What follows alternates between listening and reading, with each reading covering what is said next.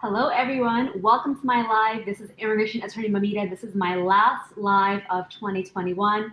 And before I start talking about some immigration questions that I have already collected from some of my viewers, I would like to first thank every single person who has been watching me, who has been following me, who has been sharing my videos and the knowledge that I give out and helping to make other people's lives better and improving your chances of survival with a green card in the US.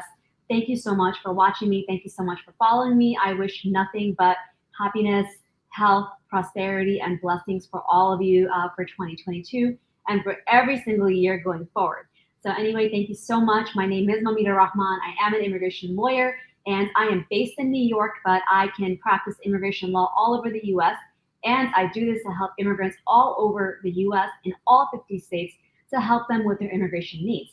So if you do need to speak to us, give us a call, 212-248-7907. The way that I work is by consultation. You do have to book an appointment to talk to me about your case. But today what I will do is I will answer some general questions that I have gotten from viewers and from followers about their immigration situation. And feel free to pop your question in the commentary box, in the box below, and I'll do my best to answer as many questions as I can. But I'm going to start out with some questions that I have already gotten from some of my viewers on Instagram today, and that is what I will start with right now. So first of all, thank you again, welcome. And the first question that I want to talk about today is, the first question that I got is, can I apply for a green card having an autistic child? Can you get a green card, when you have a severely sick or disabled relative that you are helping in the US? And the answer to this is generally no. There's no way to directly get a green card just because your son is autistic. However, if your child is of age, they're 21 and they can petition for you, or you are eligible for something called VAWA as a parent, then that can be an option. Now, if your child is not able to petition for you, or they're too young, or you don't qualify for other reasons, something else that you can possibly look at is something called medical deferred. Basically, it's a medical advance parole, and it is a way of having a temporary permission to be in the US with a work permit, which is not a green card. It is basically just deferred action and based upon a US relative that you're here, that's here, that is severely disabled or ill, that needs your assistance to survive in the US, okay? So again, if you have an autistic child, it is not a basis upon which to get a green card unless your child themselves are a US citizen who's 21 and you can qualify for adjustment of status through that. Okay, so the next question that I had today from my Instagram followers is, can I start a VAWA process if I already have an I-130 in process? My marriage is not working and the I-130 is not working. Now, this is a very, very common scenario, and I would say the majority of my cases are for cases like this where a client has already started the green card process or the waiver perdón process with their US citizen spouse, right? You're in a marriage, you start everything out thinking that everything is going to be wonderful, everything's going to be great, everything's going to work out, but it doesn't always work out that way. So what happens if your spouse has already filed an I-130 for you, or you're planning to file for the waiver, the I-601A waiver, but things don't work out, right? Things don't work out and, it's not going well. You're probably going through lots of, bad times in your marriage. There could be some manipulation, some hurt. Your spouse gets angry at you all the time. Your spouse mistreats you, and sometimes straight up, your spouse might physically hurt you, and these sort of things. If this happens, then you can go ahead. You may be eligible to start the VAWA process. And yes, you can still start the VAWA process even if you have already filed an I-130 or started the waiver process. You do not need to see those out to completion if you qualify for VAWA, and that is what you need to get your life on track and to get yourself the immigration relief that you need. Then you should start for VAWA, and you would need a new attorney to do this because the attorney who has filed the I-130 for you is probably not eligible to help you file for VAWA. So give us a call, 212-248-7907. If you end up getting an interview for that case, and you've already started the VAWA process, then the lawyer who's helping you, for me, I inform the immigration office that, hey, this is a special client. We have started a VAWA process in the middle of this other green card application. So please, hold that case. Don't call them for an interview. Don't deny anything. Let the VAWA process be decided first, okay? So don't worry about that. Even if you have already started the I-130 or the waiver process with your spouse, and you're suffering through mistreatment, through guilt trips, through abuse, through emotional abuse, you may still be eligible to file for VAWA if you meet all the other eligibility requirements. So give us a call, 212-248-7907. I would love to review your case to see if you qualify and to see if you can move forward on your own without the knowledge or the help of your spouse, okay? The second question that I had, the third question that I had from a viewer on Instagram today was, I am not happy in my marriage. I have a conditional green card and I am scared to divorce. What can I do? This is a very common situation that I see. Now, if you get a conditional green card, it is usually a 2-year green card that you get because your US citizen or resident spouse has petitioned for you. And you get a 2-year conditional green card because as of the date of your marriage, of the approval, you still have not yet reached that 2-year anniversary of your marriage date. So what the government does is they will automatically give you a 2-year conditional green card, and you have to apply to remove the conditions. But like I said before, marriages are really hard, right? Marriages are really tough.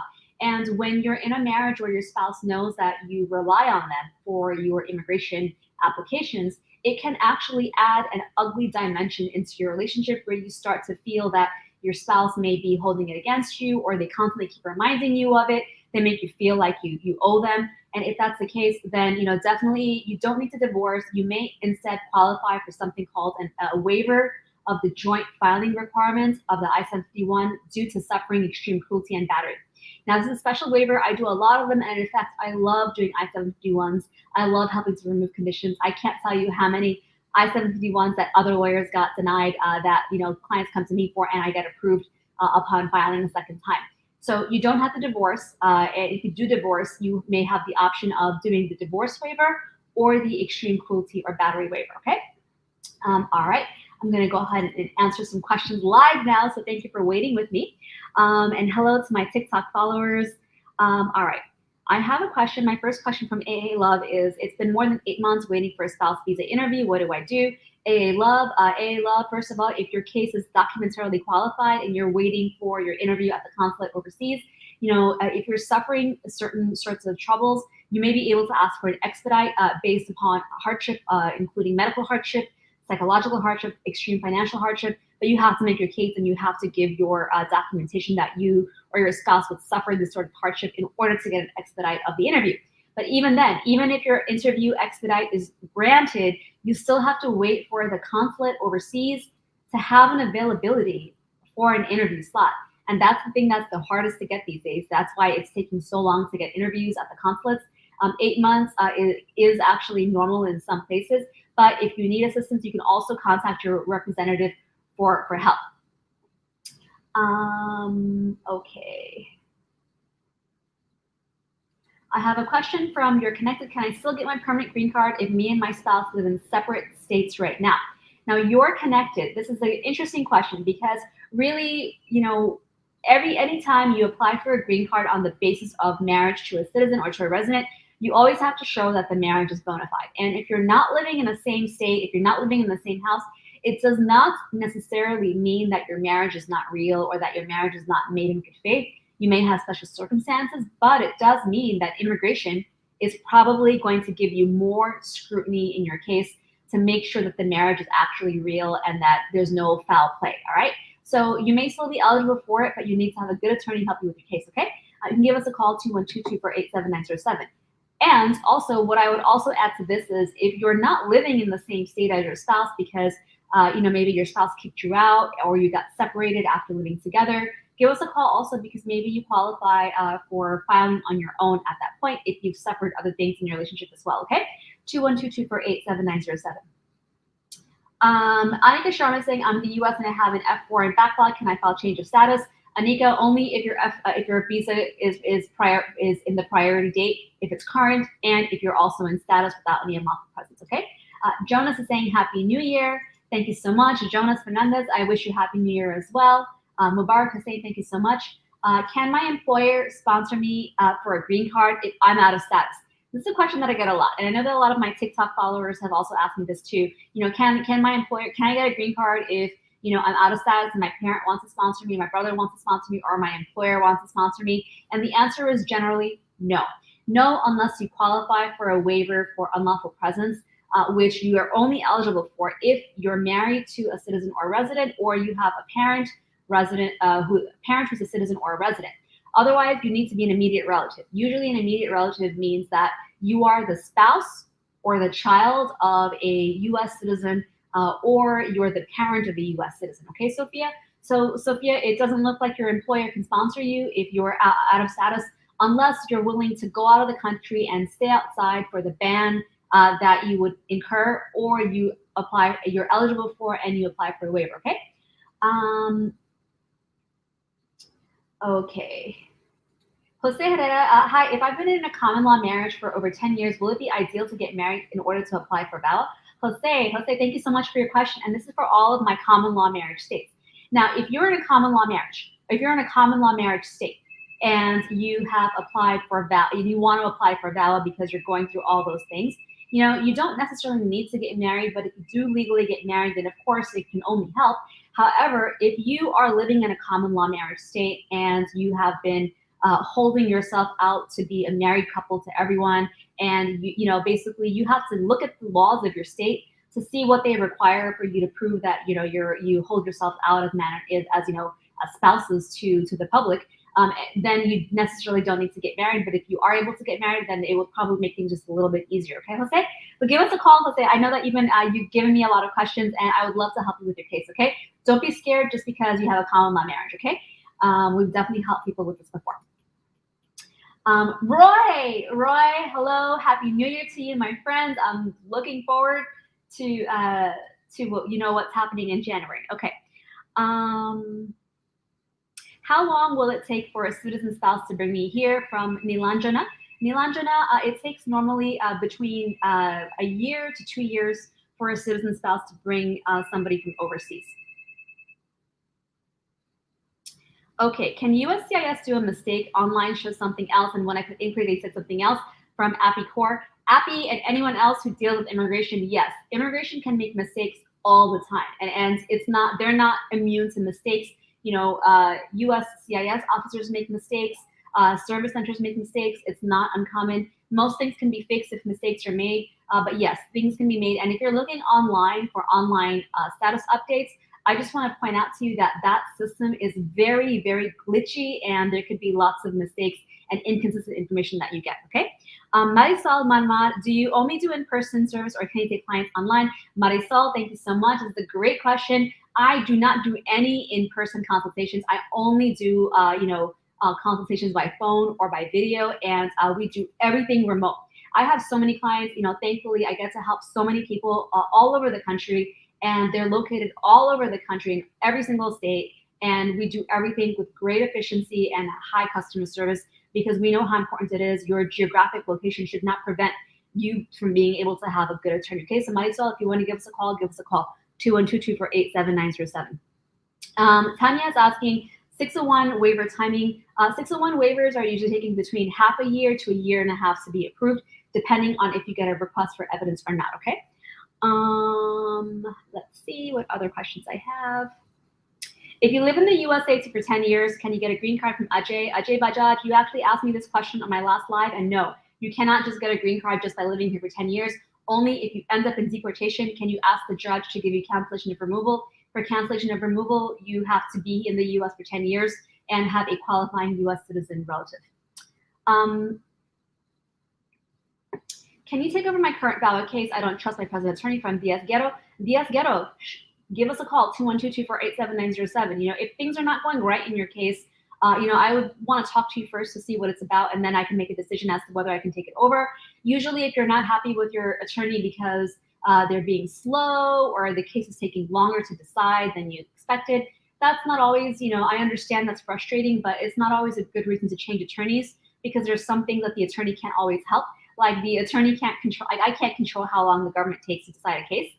However, if your attorney, if you feel like you're not getting the good service, or your attorney is not polite with you, or, they basically, if you don't trust them, like you said, then definitely give us a call. You have every right to have excellent representation. Spouse got biometrics done in Texas for citizenship with similar interview. What's the delay? From she, you just have to wait. There's not really any reason for the delay, as long as your case is filed with the correct application and the documentation, you're just going to have to wait for the interview. Gabby, hello, how are you? When filing anything with immigration, is it required for them to look at social media? Gabby, now that's a good question. If your social media is public, then you should assume any government agent might be looking you up online. Now, do they have the time to do it? I don't necessarily know. But if you have, derogatory information online that you are in control of publicly, I would say think twice. But if you're worried, let's say you're filing for VAWA and you're worried that your social media pictures, your Instagram, all these show you as such a happy couple, but yet here you are filing VAWA, I would say don't worry about that. Because what people don't realize is that when you're living with a lot of emotional abuse, physical abuse, extreme cruelty, all these things, nobody really knows what happens in a marriage, right? Nobody really knows what you go through. You could be presenting the strongest, most loving representation of a couple as possible, and people might even go around saying that you're the perfect couple, but that may not necessarily be the actual truth, right? So don't be worried if it looks like it's very, very happy on social media when in reality it's not, and you're worried about that affecting your case.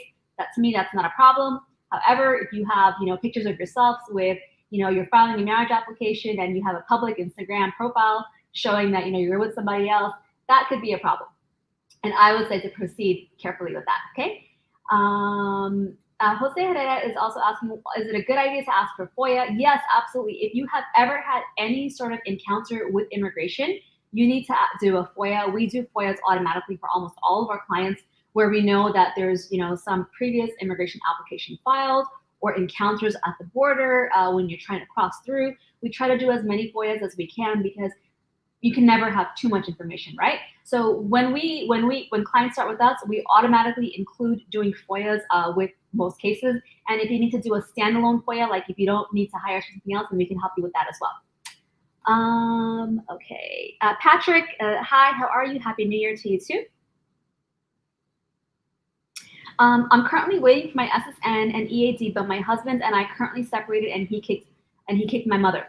From Sassy Pants. Sassy Pants, I'm so sorry to hear that. It sounds like your husband is probably abusive, and even if you're waiting for your EAD and SSN, you can still go ahead and, you may still be eligible to file for VAWA right now, and I would love to help you with that. 212-248-7907. Your spouse cannot cancel your case. However, they may withdraw your I-130, but you should not go through that, and your family, your mother should definitely not go through that either, okay? How do I request for an interview from Yemenia? Yemenia, give us a call, 212-248-7907. Although it is New Year's Eve and my staff it does have the evening off, so if you call right now, then you'll have to leave a message. But we will get back to you tomorrow, okay? I do have a consultation fee. My fee is $150 for a video or phone appointment, and we will book you as soon as we can, okay?